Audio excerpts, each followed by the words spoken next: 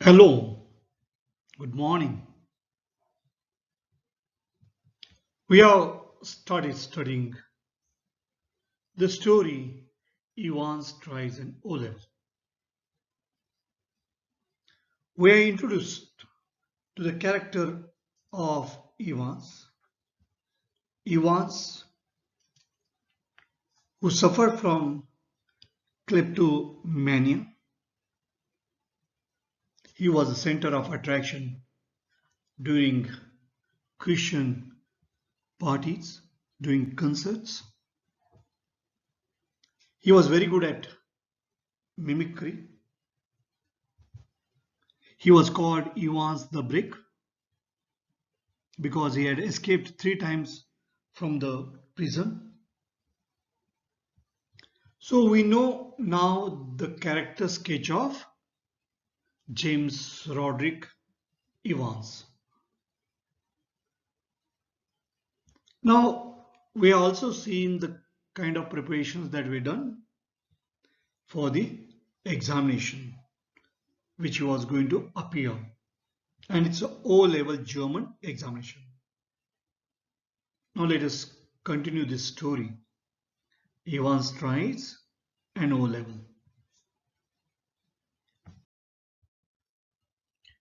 It was 9:10 a.m. So 9:10 in the morning when the governor switched on the receiver. So at this time what governor has done? The governor switched on the receiver of the microphone. He had instructed Jackson to tell Evans of the temporary little precaution that was only fair. So the governor probably thought it would be good idea to forewarn, to tell in advance to Evans that he is being even observed by the governor himself. So he had given this instruction to Jackson to tell Evans the kind of precautions that are taken, and that was only fair so that he shouldn't try to escape. So he's under watch, as if Evans wouldn't spot it, as if Evans would not come to know about it, would never be able to spot it or find it. But wasn't it all a bit theatrical? Wasn't it all a bit dramatic? Like a theater or like a drama? Too much dramatic. He was there in the cell, prison cell. And how can he escape from the prison cell? Was there necessity to have a watch? Schoolboyish almost. So they were so innocent, schoolboyish. They didn't understand that these preparations were not required at all. How on earth was Evans going to try anything on today? How can he try today when everybody is keeping watch on him and he is going to appear for the exam? If he was so anxious to make another break, if he was so much worried to escape from the prison, why in heaven's name hadn't he tried it from the recreation block much earlier? He could have tried doing the recreation. He could have very easily escaped from there. But today, when he has been observed by everybody, when he's under watch, then how can he escape? But he hadn't. And there he was now sitting in a locked cell. The cell is locked. The room is locked. All the prison officers, they are on the alert. Two more locked doors between his cell and the yard. So if he wants to come out, then there are two doors which have been locked, and a yard with a wall as high as a haystack. Pile of the hay, pile of the dry grass, haystack. Yes, Evans was as safe as houses. So Evans was quite safe, and it was not possible at all for Evans to escape from this prison. Anyway, it wouldn't be any trouble at all to have the receiver turned on for the next couple of hours or so. So a thought came to governor's mind that Okay, it may be a bit. So all these thoughts are going on in the mind of whom? Governor. Whether it's too much dramatic, how can he escape when all this care has been taken and all the officers were watching him, and there were two doors between his cell and the yard. There were walls as high as dry grasses. So when it was all there, it was not possible. So it wasn't as if there was going to be anything to listen to, was it? So amongst other things, an invigilator's duty was to ensure that the strictest silence was observed. So it was the duty of the invigilator to see that everything is silent so that Evans can write well, the student can write well because they were going to hold examination. But still that little nagging doubt. Still he had that nagging, that irritating doubt, a little bit doubt that was again and again nagging him, irritating him. Might Evans try to take advantage of McCleary? So suddenly now he had doubt that probably he may take the advantage of what?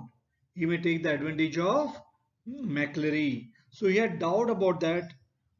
So here get him to smuggle in a chisel or two, and probably he may ask him to smuggle, to bring secretly chisel or two or a rope ladder. Probably McCleary might request to get all that. So he had doubt all that. The governor thought that all that care that is to be taken, they have taken, all precautions have been taken. But suddenly he started thinking about McCleary. And the governor sat up sharply. So what has happened? He has suddenly become very alert. It was all very well getting rid of any potential weapon that Evans could have used. So any instrument Evans has, all those weapons and all instruments, whatever Evans had, even razor, everything is taken. So Evans has got rid of all that. But what about McCleary? What about McCleary? If McCleary brings something, probably out of innocence, what if quite unwittingly? So without thinking much, innocently, if McCleary had brought in something himself, probably a jackknife, probably knife with a no folding knife, that with a folding blade, jackknife perhaps. And what if Evans held him hostage? If he holds him captive, then with such a weapon, if McCleary brings jackknife and if Evans is able to hold him hostage, hold him captive, he can run away. So suddenly this doubt that has come in his mind. What about McCleary? Because whatever care, whatever precautions that have to be taken of Evans, they have done all that. They have seen that he gets rid of all those potential weapons, whatever he had. Even the razor, that is also taken back. The governor reached for the phone. And what was the time now? Now suddenly governor, he picks up the phone. It was 9:12 a.m. The examinee and the invigilator. So who is the examinee now? Here, Evans. The invigilator had already been introduced by Stephens when Jackson came back and shouted to McCleary through the cell door. So suddenly he has received a call from the governor, and then he comes back. Who comes back? Jackson, senior prison officer, and he shouts to McCleary through the cell door. Can you come outside a minute, sir? You too, Stephens. So he says, you please come out a minute, sir. You too, Stephens. Jackson quickly explained the governor's worries. And he tells about all those worries, whatever Jackson had, what the governor had worries. So Jackson explains, and McCleary patiently held out his arms at shoulder level while Jackson lightly frisked his clothes. So what does he do? He jerks his clothes, he just finds out whether it is there in anything inside his clothes. Something hard here, sir. Ah, my reading glasses, replied McCleary, looking down at the spectacle case. So he says all that hard, that is reading glasses. Jackson quickly reassured him and bending down on the landing, thumb flicked the catches on the suitcase. So what does he find there?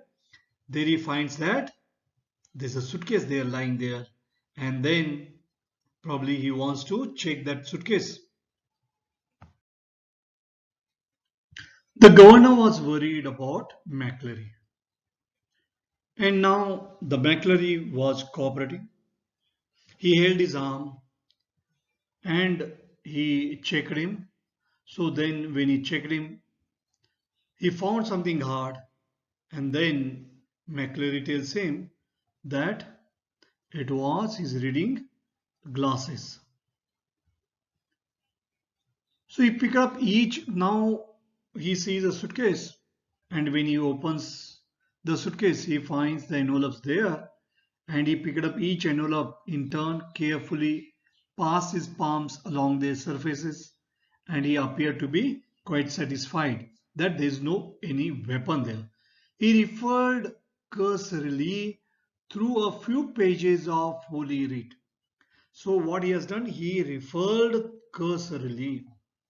So he is shuffling and casually through few pages of Holy Writ, so Holy Bible, and then vaguely shook the Church Times, the magazine.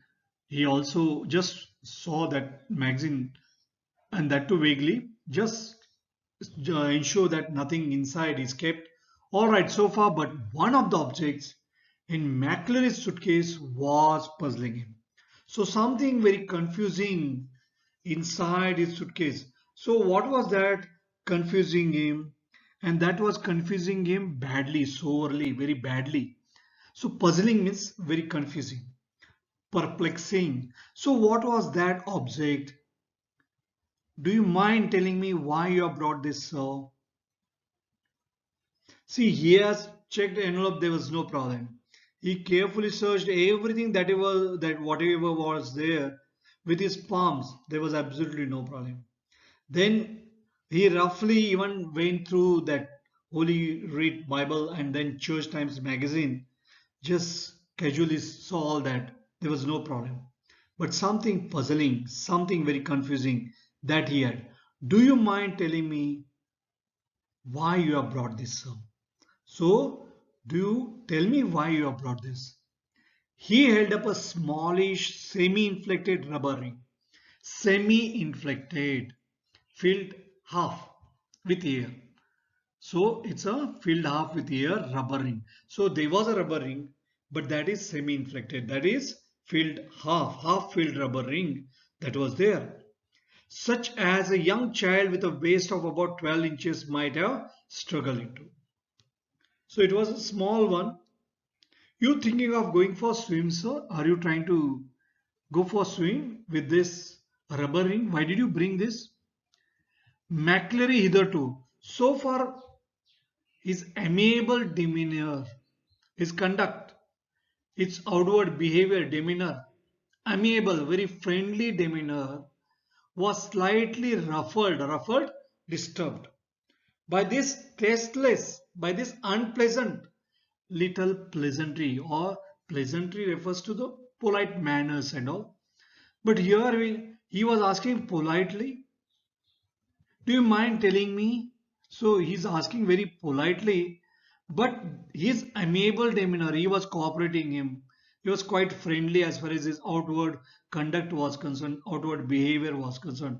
But he appeared to be a bit disturbed, and it was a bit unpleasant to him.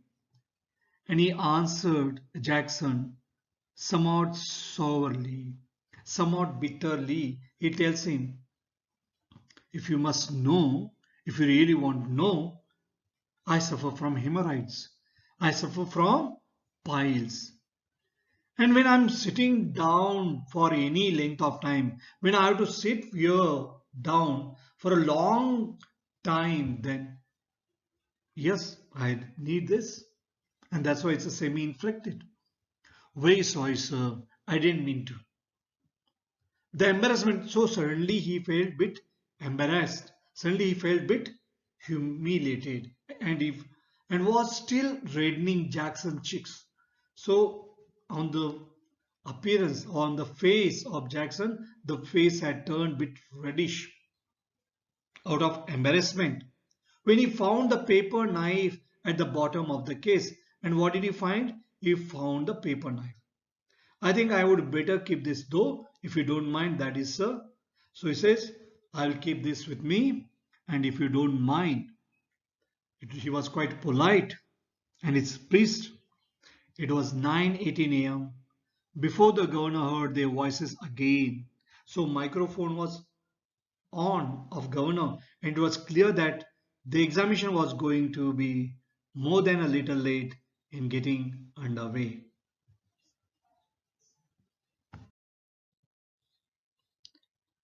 A lot of doubts the governor has. At first, he had a lot of doubts about Evans himself, and he had given instructions to Jackson.